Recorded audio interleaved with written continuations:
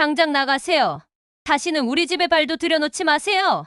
내 집 내가 팔아서 정리하는데 내가 너희들에게 보고할 이유는 없다고 생각한다.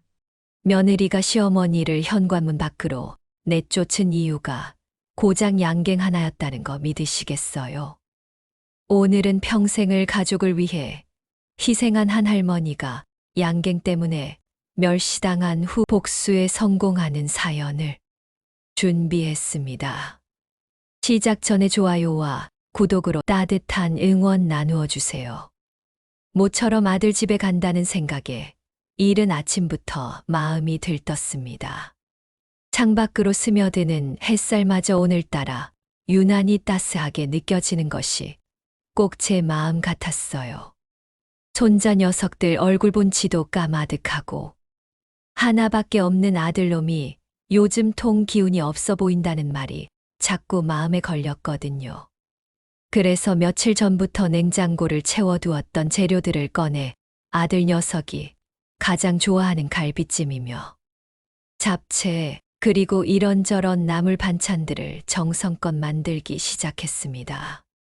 나이가 드니 새벽잠이 없어져서 부지런을 떤 덕분에 해가 중천에 뜨기도 전에 음식 준비가 다 끝났지 뭐예요.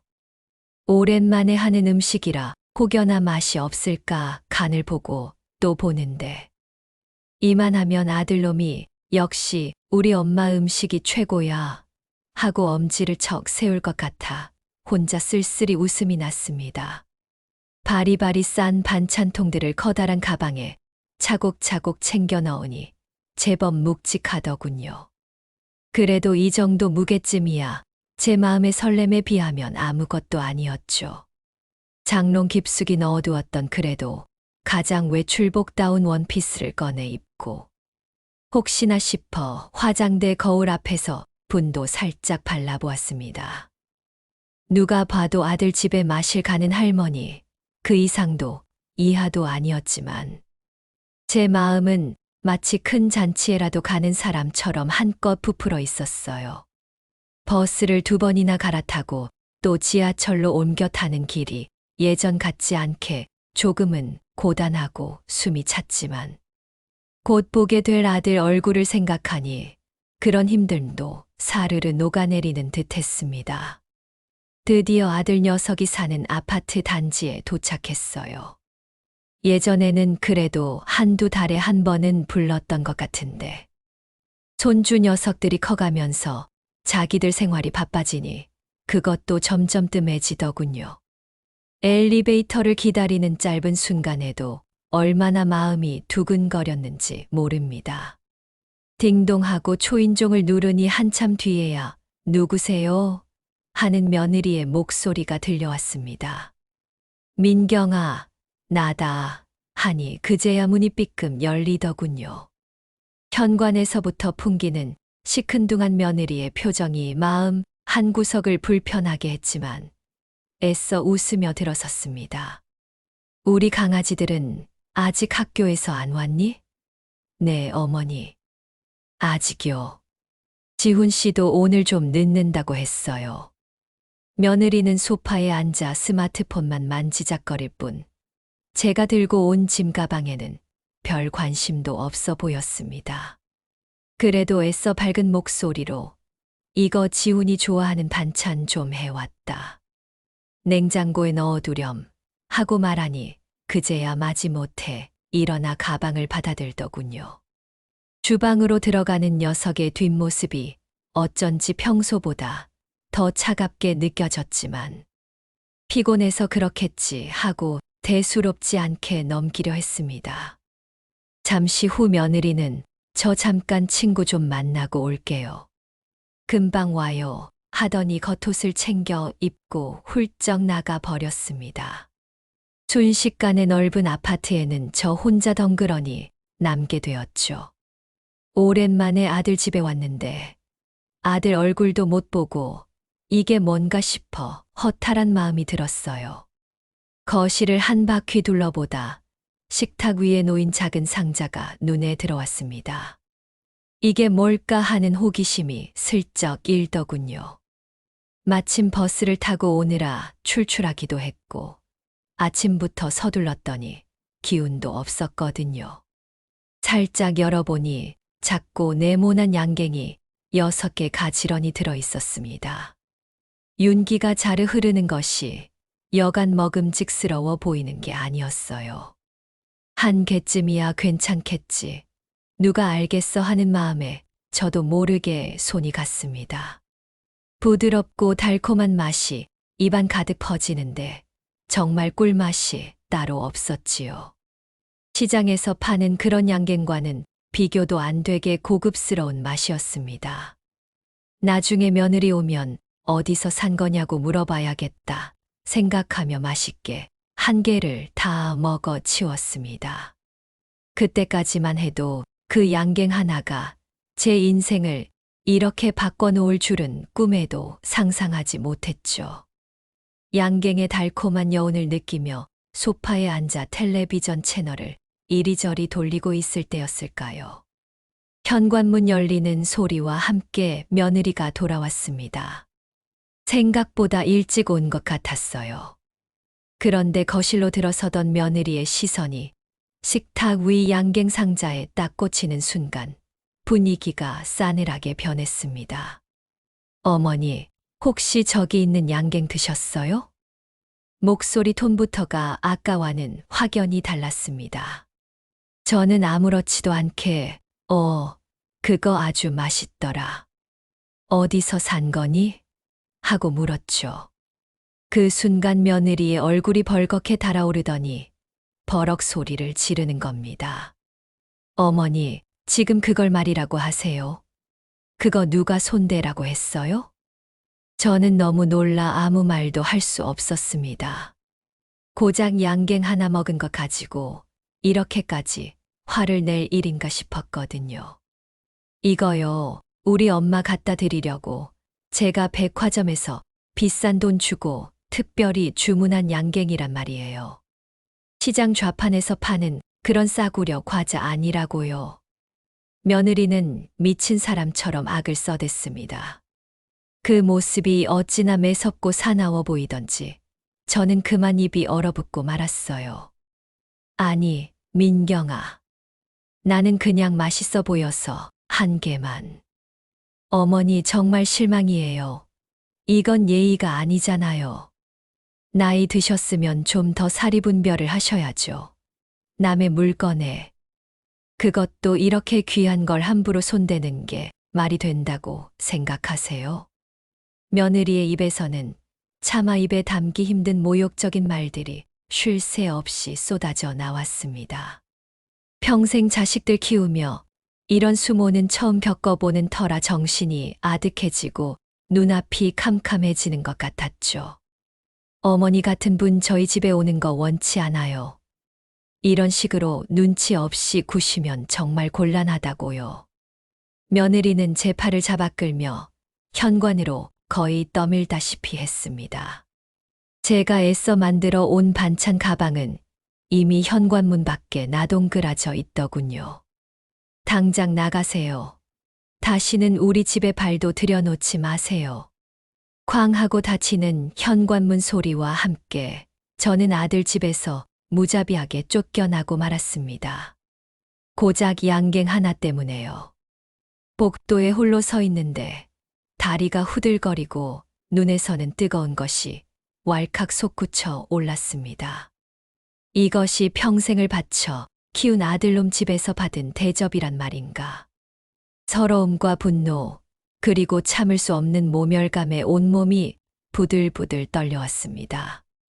집으로 돌아오는 길은 평소보다 몇 배는 더 길고 험하게 느껴졌습니다. 버스에서 내려 집까지 걸어가는 어둑한 골목길. 스산한 저녁바람이 옷깃 사이로 스며들어와 온몸에 소름이 돋았어요. 평소에는 아무렇지도 않게 오가던 길인데 그날따라 왜 그리 춥고 외롭게 느껴졌는지 모릅니다. 문을 열고 들어선 집안은 싸늘한 냉기만이 감돌았죠. 저를 따뜻하게 반겨주는 가족 하나 없는 텅 빈 공간. 그 적막함이 제 마음을 더욱 무겁게 짓눌렀습니다. 불도 켜지 않은 채 어둠 속에서 익숙한 가구들의 희미한 윤광만이 어렴풋이 드러나는 거실 소파에 망연자실 주저앉았습니다. 한동안은 아무 생각도 할 수 없었어요. 그저 깊은 물속에 잠긴 것처럼 먹먹하고 답답한 기분만이 저를 감싸고 있었죠. 시간이 얼마나 흘렀을까요? 정신을 차리고 주변을 둘러보니 이 집 구석구석에 제 평생의 흔적들이 고스란히 배어 있다는 것을 새삼 깨달았습니다. 낡은 소파는 아들이 대학에 합격했을 때 없는 살림에 큰맘 먹고 장만한 것이었고, 거실 한가운데 놓인 텔레비전은 손주 녀석들 만화 보여줘야 한다며 며느리가 은근한 압력을 넣어 새 것으로 바꿔준 것이었죠. 벽에는 빛바랜 가족 사진들이 여러 장 걸려 있었습니다. 사진 속에서 해맑게 웃고 있는 제 젊은 날의 모습, 남편과 함께 찍은 결혼사진, 아장아장 걷는 아들놈의 돌사진. 그 사진들을 보고 있자니 행복했던 지난날의 기억들이 파노라마처럼 스쳐 지나가면서 동시에 지금의 이 비참한 현실이 더욱 극명하게 대비되어 가슴을 후벼 팠습니다. 이 집 살림살이들 어느 것 하나 제 눈물과 땀방울이 스며들지 않은 것이 없는데, 결국 저는 이 집에서조차 제대로 된 주인 대접을 받지 못하는 존재였던 걸까요? 제 모든 것을 바쳐 이룬 이 가정에서 저는 그저 필요할 때 돈이나 내어주고 온갖 꾸준 일이나 도맡아 하는 그런 하찮은 존재로 전락해 버린 것만 같았습니다. 지난 세월이 폭풍처럼 제 머릿속을 휩쓸고 지나갔습니다. 젊은 나이에 남편을 여의고 홀로 아들 하나 번듯하게 키워보겠다고 시장 바닥에서 찬을 맞으며 채소 장사를 시작했었죠. 겨울이면 손발이 꽁꽁 얼어붙는 추위 속에서도, 여름이면 숨 막히는 더위 속에서도 저는 오직 아들놈 생각 하나로 버텼습니다. 행여나 기죽을까 싶어 남들 하는 만큼은 다 해주고 싶었고, 남들보다 더 좋은 것을 먹이고 입히고 싶었어요.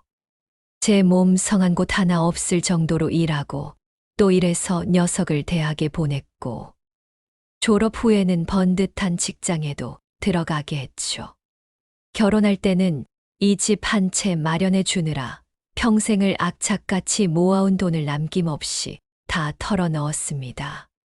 그때 제 통장 잔고는 바닥을 드러냈지만 아들놈이 행복해하는 모습을 보니 그것만으로도 충분히 만족스러웠어요. 며느리가 처음 인사 왔을 때 살갑게 대하지는 않았지만 그래도 아들이 선택한 사람이니 잘 지내보려고 노력했습니다.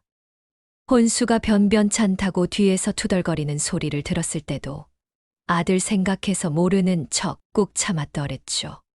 손주들이 태어났을 때는 또 얼마나 기뻤는지 모릅니다.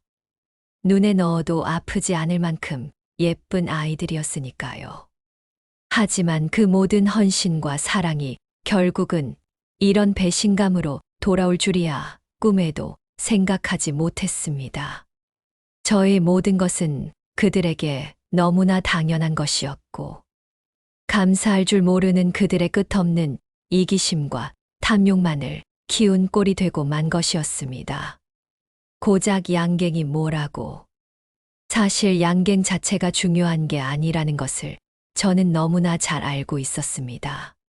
그것은 하나의 빌미일 뿐, 저를 대하는 그들의 근본적인 태도, 존중이라고는 눈곱만큼도 찾아볼 수 없는 그 오만하고 무례한 태도가 문제의 본질이었던 겁니다.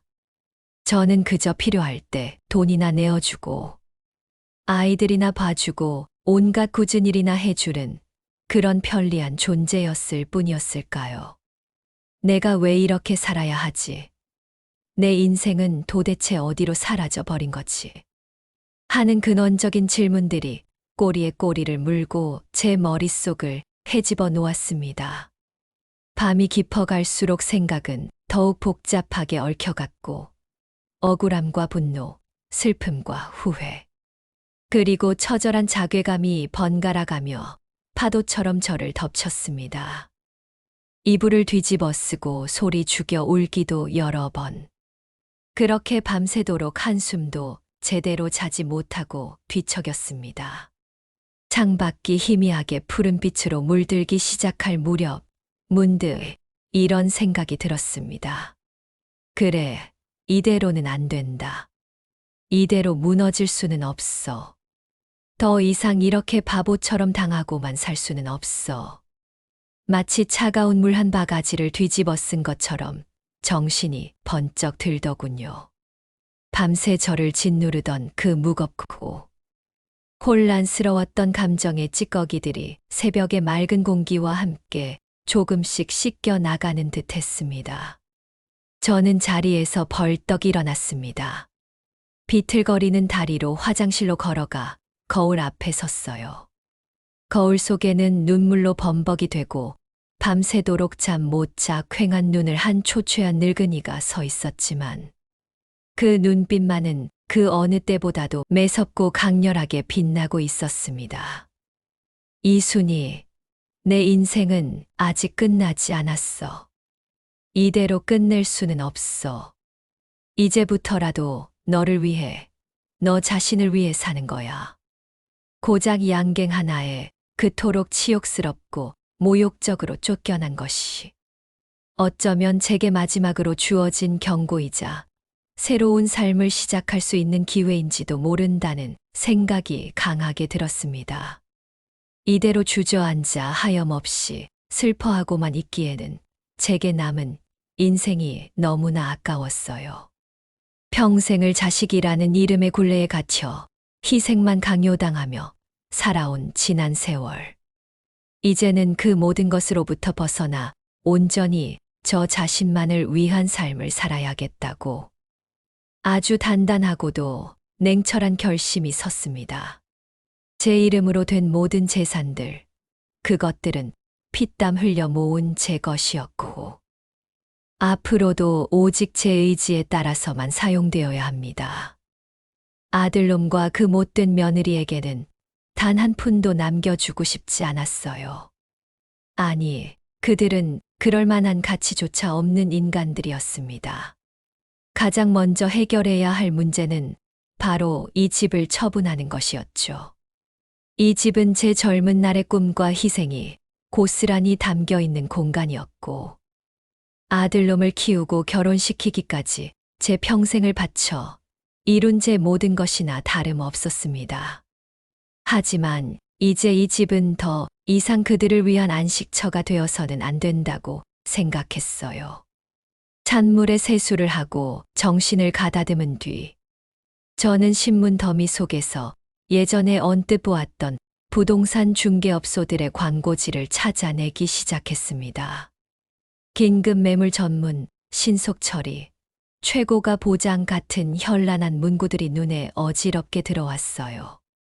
그 중에서 가장 눈에 띄고 왠지 모르게 믿음이 가는 듯한 중개업소의 전화번호를 눌렀습니다. 소화기 너머로 젊고 활기찬 남자의 목소리가 들려왔죠. 부동산입니다. 무엇을 도와드릴까요? 저는 잠시 숨을 고른 뒤 떨리는 목소리를 애써 가다듬고 최대한 침착하고 단호하게 말했습니다. 지금 제가 살고 있는 아파트를 좀 팔려고 하는데요. 다른 건 아무것도 따지지 않겠습니다. 가능하면 최대한 빨리 그리고 깔끔하게 처분해 주셨으면 합니다. 제 목소리에는 한치의 망설임도 담겨 있지 않았습니다. 중개인은 제 갑작스러운 매도 의뢰와 단호한 조건에 조금은 놀란 듯한 눈치였지만 이내 노련하고 능숙한 태도로 이것저것 필요한 사항들을 물어보며 상담을 진행해 주었어요. 전화를 끊고 나니 비로소 첫 번째 단추를 제대로 끼웠다는 안도감과 함께 묘한 해방감이 밀려왔습니다. 이제 정말로 제 인생이 시작되는구나 하는 실감이 온몸으로 느껴졌죠. 물론 한편으로는 수십 년을 살아온 정든 집을 떠나야 한다는 생각에 마음 한 구석이 아릿하고 서운한 감정이 고개를 들기도 했지만 과거의 굴레에서 벗어나 새로운 삶을 향해 나아간다는 더 큰 기대감과 설렘이 그 모든 부정적인 감정들을 가볍게 덮어버렸습니다. 집이 생각보다 빨리 팔렸습니다. 중개인의 능력 덕분인지 아니면 정말로 이 집이 팔릴 운명이었는지. 집은 시장에 내놓은 지 일주일도 채 되지 않아 새로운 주인을 찾았어요. 부동산 사무실에 앉아 매매 계약서에 제 이름 석자를 적고 도장을 꾹 누르는 순간 정말이지 만감이 교차했습니다. 하지만 이상하게도 눈물은 나오지 않았습니다. 오히려 오랫동안 제 어깨를 짓누르고 있던 무겁고 답답한 무언가가 스르륵 빠져나가며 훨훨 날아가는 듯한 엄청난 해방감이 더 크게 느껴졌어요. 제가 오랫동안 살아온 집을 팔았다는 소식은 제가 굳이 알리지 않았음에도 불구하고 어떻게 알았는지. 며칠 지나지 않아 아들놈에게서 전화가 걸려왔습니다. 어머니, 지금 어디 계신 거예요? 집은 또 왜 갑자기 파신 거예요? 저희랑 상의 한마디도 없이 이렇게 일방적으로 일을 처리하시면 저희는 어떡하라고요? 목소리에는 저에 대한 원망과 함께 자신들의 미래에 대한 불안감이 잔뜩 묻어 있었죠. 저는 아주 차분하고도 냉정한, 하지만 그 어떤 감정도 섞지 않은 목소리로 짧게 대답했습니다. 내 집 내가 팔아서 정리하는데 내가 너희들에게 보고하고 상의까지 해야 할 이유는 없다고 생각한다. 그리고 이제 너희에게 경제적으로 손 벌릴 일도 부담 줄 일도 없을 테니 내 걱정은 조금도 하지 않아도 괜찮다. 아들놈은 저의 예상치 못한 단호하고도 차가운 태도에 잠시 동안 아무 말도 하지 못하고 침묵하는 듯 했습니다. 곧이어 떨리는 목소리로 변명과 함께 애원을 늘어놓기 시작했죠. 어머니, 그래도 이건 너무 갑작스럽잖아요. 저희도 앞으로 어떻게 해야 할지 생각할 시간이 필요하고. 혹시 아직도 그날 일 때문에 그렇게까지 화가 나신 거예요? 제가 정말 대신해서 사과드릴게요. 아들놈의 말은 조금도 제 마음에 와닿지 않았습니다. 그것은 진심 어린 사과나 반성이라기보다는 그저 자신들의 이익과 안위가 침해당할까 봐 전전긍긍하며 내뱉는 값싼 동정 유발용 발언으로밖에 들리지 않았죠. 이미 다 끝난 이야기다. 그리고 너는 앞으로 내 며느리 단속이나 똑바로 하도록 해라. 다시는 이런 일로 나를 찾거나 연락할 생각하지 말고 너희들끼리 오순도순 잘 살아보렴. 그 말을 끝으로 저는 한치의 망설임도 없이 매정하게 전화를 끊어버렸습니다. 아마 아들놈은 제가 이렇게까지 냉정하고 단호하게 나올 줄은 꿈에도 상상하지 못했을 거예요. 그동안 제가 늘 참고 또 참고 양보하고 인내하는 모습만을 보여주었으니까요.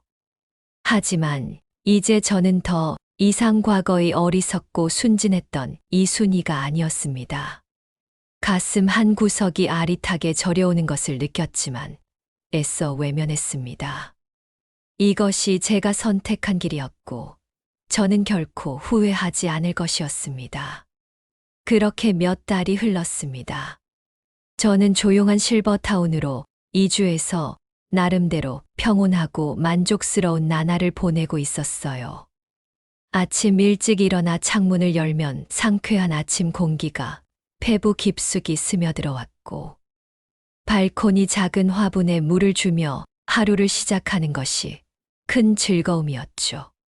오전에는 주로 서예 수업에 가거나 실버타운 내 헬스장에서 가벼운 운동을 하며 시간을 보냈습니다. 점심은 공동식당에서 다른 입주민들과 함께 담소를 나누며 먹기도 했고 가끔은 새로 사귄 친구들과 함께 실버타운 근처 맛집을 찾아다니며 외식을 즐기기도 했어요. 그러던 어느 날 뜻밖의 방문객이 있었습니다. 경비실에서 연락이 왔는데 제 손녀가 혼자 와서 할머니를 만나고 싶다고 한다는 것이었어요. 순간 가슴이 철렁 내려앉았습니다. 저것들이 이제 하다 어린 것까지 앞세우는구나 하는 생각에 치가 떨렸지만 눈앞에 손녀를 매정하게 내칠 수는 없었습니다. 오랜만에 만난 손녀는 제법 많이 자라 있었지만 얼굴에는 그늘이 잔뜩 드리워져 있었어요. 제 앞에 서자마자 아이는 와락 울음을 터뜨리며 제 품에 안겼습니다. 할머니, 보고 싶었어요. 엄마 아빠가 매일 싸우고 집에는 빨간 딱지가 붙었어요. 학교 가기도 싫고 너무 무서워요. 할머니, 저희 좀 도와주세요. 아이의 떨리는 목소리와 애처로운 눈망울을 보니 제 마음도 갈기갈기 찢어지는 듯 아팠습니다. 며느리가 써준 대본을 읽는 것인지 아니면 정말로 아이가 느끼는 공포인지는 알 수 없었지만 그 작은 아이가 감당하기에는 너무나 힘든 상황임은 분명했죠. 저는 아이를 달래고 따뜻한 코코아를 한 잔 타주고 미리 사두었던 예쁜 학용품 세트를 선물로 안겨주었습니다. 하지만 그것이 제가 해줄 수 있는 전부였어요. 할머니가 지금은 사정이 있어서 너희와 함께 지낼 수는 없지만 항상 너희를 사랑하고 응원하고 있단다. 엄마 아빠 말씀 잘 듣고 씩씩하게 지내야 한다. 아이를 돌려보내고 난 뒤 저는 한동안 자리에 주저앉아 깊은 한숨만 내쉬었습니다.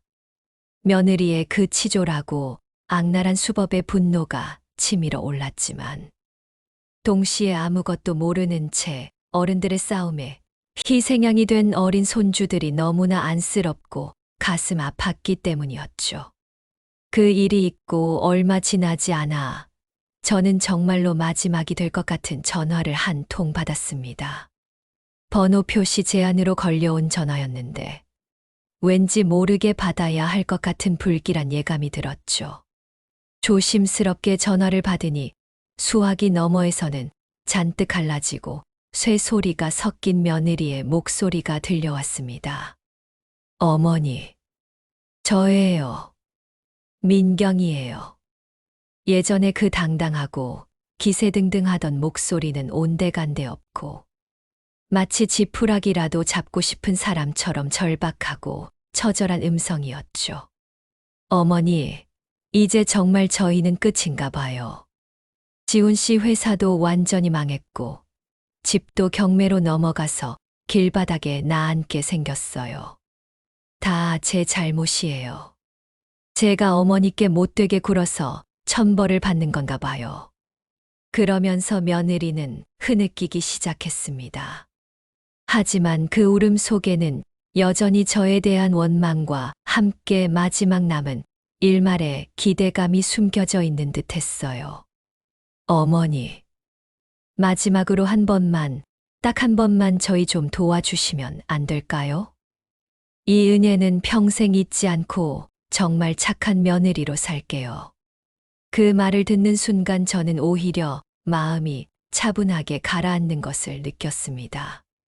더 이상 그 어떤 연민도 동정심도 남아있지 않았어요. 하지만 동시에 수화기 너머로 들려오는 며느리의 절망적인 울음소리가 제 마음 한구석을 건드리고 있었습니다.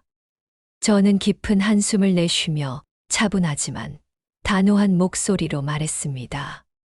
민경아, 그때 양갱 하나 가지고 나를 그렇게 모욕적으로 대할 때는 언제고 이제 와서 어머니 타령이야? 내가 그때 나한테 뭐라고 했는지 기억나니? 나이 드셨으면 사리분별 좀 하세요라고 했지. 그 말이 얼마나 가슴 아팠는지 너는 알기나 하니? 며느리는 수화기 너머에서 흐느끼기만 할 뿐 아무 말도 못하고 있었습니다. 민경아, 나도 사람이야. 그날 내가 나한테 한 짓이 얼마나 상처가 됐는지. 양갱 하나가 문제가 아니라 나를 인간 이하로 취급한 게 문제였어. 제 목소리에는 분노보다는 깊은 서운함이 더 많이 담겨 있었습니다. 시어머니를 뭘로 봤는데 필요할 때만 불러다 쓰고 기분 나쁘면 함부로 대해도 되는 그런 존재로 생각했냐? 어머니, 정말 죄송해요. 제가 그때 정말 잘못했어요. 잘못했다고? 그래, 너도 이제야 깨달았구나. 하지만 민경아, 상처받은 마음이 그렇게 쉽게 아물 것 같니? 저는 잠시 침묵한 뒤 계속해서 말했습니다. 내가 나한테 한 짓을 생각해봐라. 평생 너희만 생각하고 살았던 내가 양갱 하나 먹었다고 그렇게 치욕스럽게 쫓겨나야 했어. 그때 내 기분이 어땠을지 한 번이라도 생각해봤니? 어머니, 제가 정말 미쳤었어요. 그때 스트레스가 너무 심해서. 스트레스, 그게 시어머니한테 화풀이할 이유가 되냐?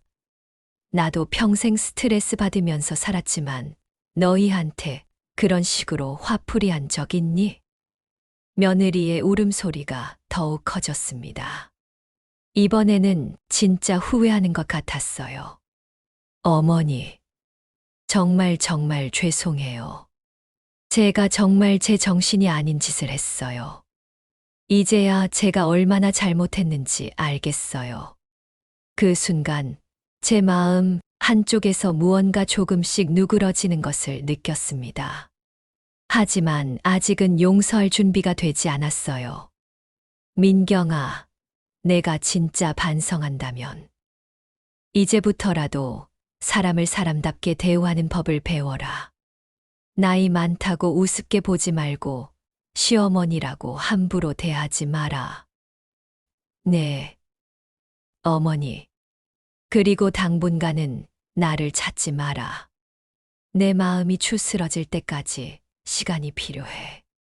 너희들도 스스로 일어설 방법을 찾아보고. 저는 잠시 말을 멈췄다가 조금 더 부드러운 목소리로 덧붙였습니다. 하지만 민경아, 아이들이 너무 고생하지 않게끔 해라. 그 말 속에는 여전히 가족에 대한 애정이 숨어 있었습니다. 며느리도 그것을 알아차렸는지 더욱 격하게 울기 시작했어요. 어머니, 저 정말 후회하고 있어요. 후회는 이제 와서 해봤자 소용없어. 앞으로 어떻게 사느냐가 중요하지. 전화를 끊고 나니 마음이 복잡했습니다. 분노는 많이 가라앉았지만 아직 완전히 용서할 마음은 들지 않았어요. 하지만 며느리의 진심 어린 사과를 들으니 마음 한구석이 조금씩 열리는 것도 사실이었습니다. 그 전화를 끊고 며칠이 지났을까요? 저는 실버타운 정원에서 산책을 하며 마음을 정리하려 애쓰고 있었습니다.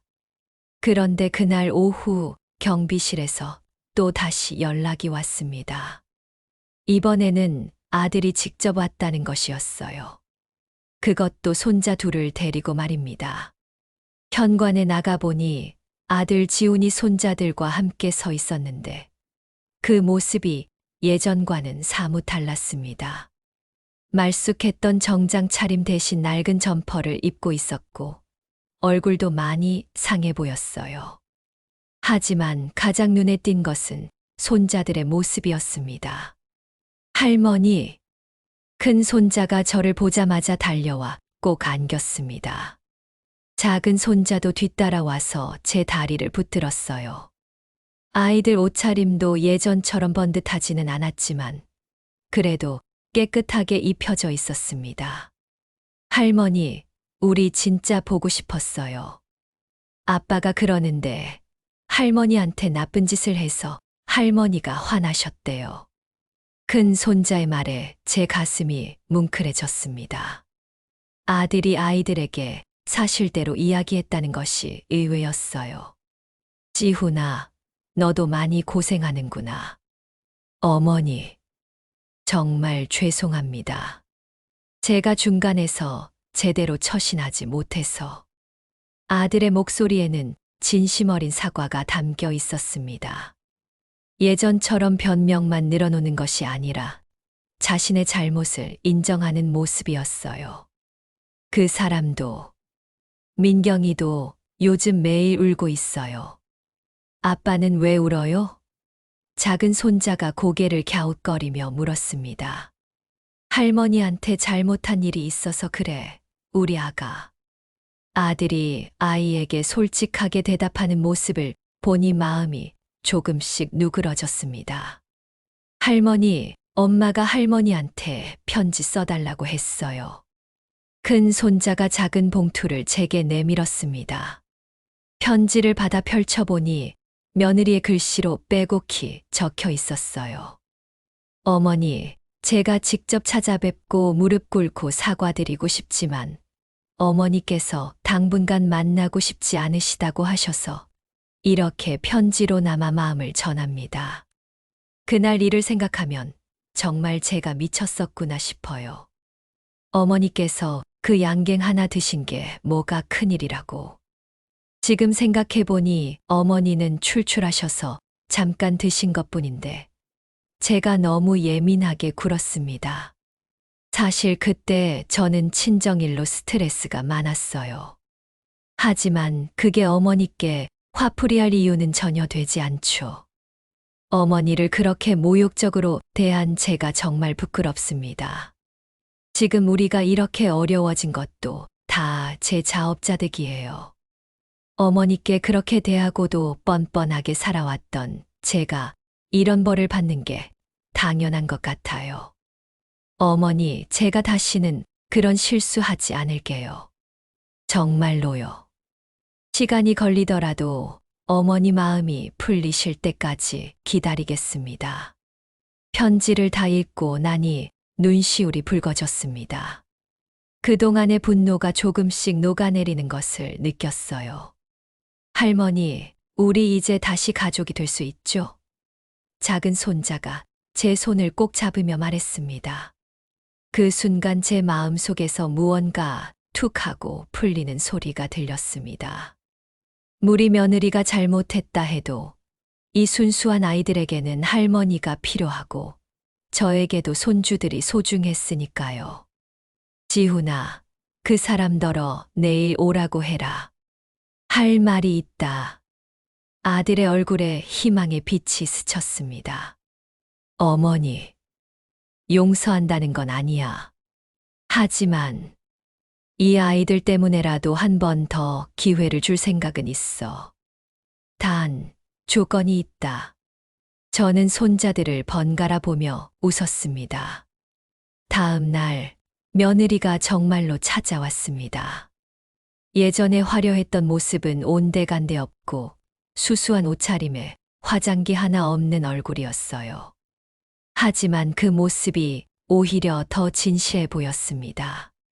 현관문을 열자마자 며느리는 바로 무릎을 꿇고 앉았습니다. 어머니, 정말 죄송합니다. 제가 그날 어머니께 한 짓은 정말 용서받을 수 없는 일이었어요. 일어서거라, 민경아. 무릎 꿇는다고 다 해결되는 건 아니야. 어머니, 저 정말 반성하고 있어요. 양갱 하나 가지고 그렇게 모욕을 드렸으니. 지금 생각해보니 제가 정말 미쳤었어요. 저는 며느리를 일으켜 세우고 마주 앉았습니다.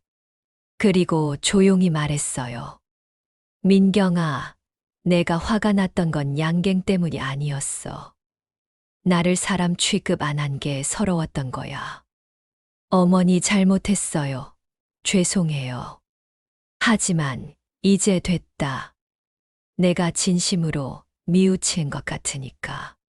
다만 앞으로는 서로 존중하면서 지내자.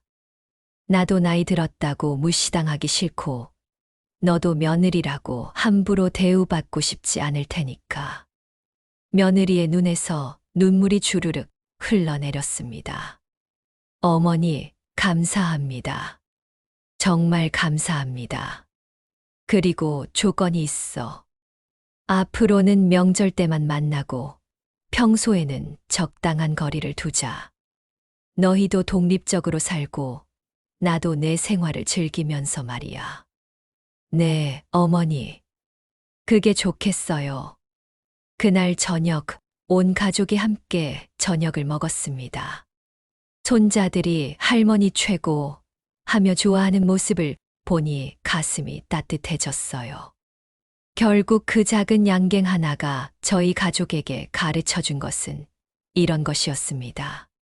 서로 존중하는 것이 얼마나 중요한지, 그리고 진심 어린 사과와 용서가 얼마나 소중한지 말이에요.